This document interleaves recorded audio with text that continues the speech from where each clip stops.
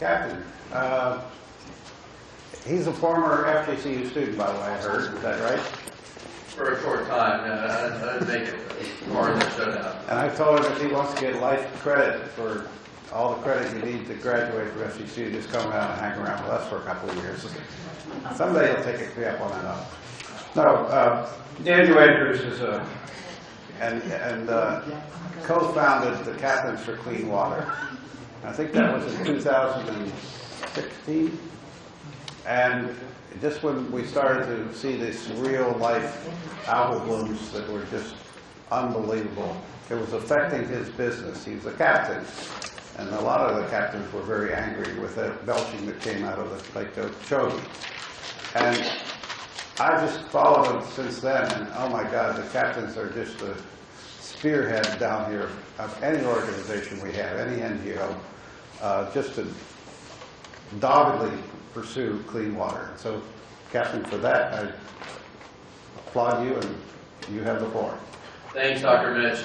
So I'm going to talk briefly about wetlands and growing up here in Southwest Florida, and then I'm going to talk about how I met Dr. Mitch. There was a big wetland behind the house that I grew up in, my parents' house. There were some pine uplands and some wetlands and a couple of native ponds. I used to run around in there barefoot and dip net tadpoles when I was a little kid, and remember doing that, and all of a sudden one day a bunch of bulldozers came in and dump trucks came in, and those wetlands were bulldozed and filled and replaced with perfectly square ponds. A bunch of houses came in there, and weeds started growing, and now they spray chemicals in there to kill everything that could possibly live in there. And I remember being pretty mad as a kid because I used to have a lot of fun running around in the woods there. As I grew older, I started fishing and hunting a lot, and a lot of that happened in or around wetlands. You know, most of the fishing I did was in the estuary, but all the water that filters in the estuary used to flow through the wetlands. If you look at a map of Florida, you can see how vastly we've changed that over the last 100 years, how much wetland we've drained. But as Chauncey was talking about with the stormwater treatment areas, I've spent a good deal of time on there hunting, and they're incredible to see firsthand. You know, the water flows into them sometimes looking like a chocolate milkshake, and it flows out looking like iced tea. They remove an incredible amount of phosphorus from the water. They settle the sediments. Those plants that are strategically placed in there capture a lot of the phosphorus and some of the nitrogen that flows through there, and they look nothing like a native wetland, but they function. Sometimes Dr. Mitch would probably say more. They function even better as far as nutrient uptake because of all the strategic plantings and how they're compartmentalized. So, although we can't go back and undo what's been done over the last 100 years, those close to 60,000 acres of man-made wetlands prove that there still is, you know, this incredible technology called recreating a swamp that we can use to significantly improve our water quality here in Florida. And you know, we're often faced with kind of with the issue of, you know, pick the project that we want to support, that's going to provide the most benefit to our waters. And when we're faced with with solutions, either spending money on projects that are, you know, wetlands that are actually going to take nutrients out of the water, or some of the alternatives proposed by the legislature, you know, injecting water into the aquifers. That's a real thing that they're talking about now, that they're going to capture polluted stormwater and inject it into the drinking water aquifers. It's a no-brainer to somebody that's spent as much time as I have, you know, in rubber boots walking around in the wetlands in the state. They're incredible natural filters. It's, you know, the whole southern part of the state used to be wetlands, and they worked incredibly well. Florida used to be like a sponge. And we've cut channels in it, we've dammed flows, and parts of it go dry now. But I mean, I could go on and on about wetlands, you know, from everything from their water filtering to their amount of carbon that they sink. they can pull out of the climate and hold in the soils.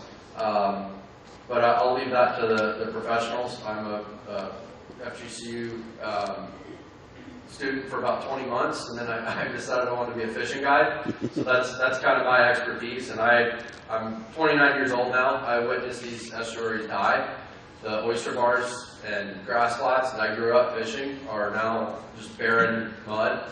They're lifeless, and it breaks my heart to see that, because I know that if I wouldn't have had those areas to go to, I probably would have found myself in a lot more trouble than I ever did. It was a retreat for me to be able to get out in the woods or get out in the water and not hear the buzz of the highway, or see houses all around. And I attribute me not being a complete failure to the woods and water that we have here in the state. I met Dr. Mitch 4 years ago, almost to the day. It was spring of 2016. I was a fishing guide. I woke up one morning and it was pouring down rain. We got more and more rain, and within about 3 days, we were getting these massive discharges from Lake Okeechobee. And I used to pick my charter clients up from the boat ramp right at the base of the Sanibel Causeway up in Fort Myers. And I couldn't keep my sardines, the scaled sardines that I caught off the beach, alive at the boat ramp, because it was pure fresh water, and there were water hyacinths that were coming from the river in Lake Okeechobee. It completely devastated everything that was going on. We had oysters start to die, seagrass started to die because the salinity dropped so low. And it was right in the middle of our tourist season. The water smelled rotten.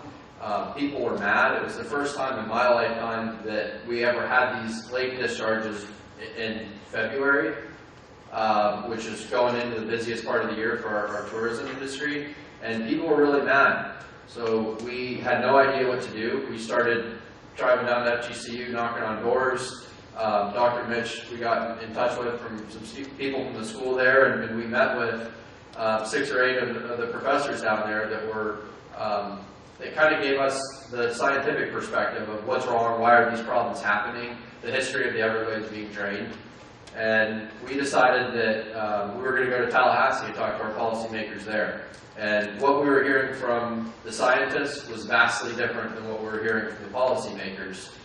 And that was a cause for concern for us. If the people that were trained in this subject were throwing red flags and saying, no, this is not going well, and you go up and listen to the politicians, and they're patting themselves on the back for all the great work they've accomplished, and I want to tell you about all this legislation, there is a big void. And we formed Captains for Clean Water to help fill that void, to try to get our policymakers more in line with the scientists and bring science to the forefront. And it's a constant challenge. We're nowhere near where we need to be, but in the last 4 years, we've seen that gap shrink significantly. We are seeing science leading the discussion now. There's always room for improvement, but I think, judging by, it took us 100 years or more to get us in the devastating situation where we're in now, that we witnessed in 2018 specifically with the water crisis we had. But 2018 was a turning point. The business community rallied around this.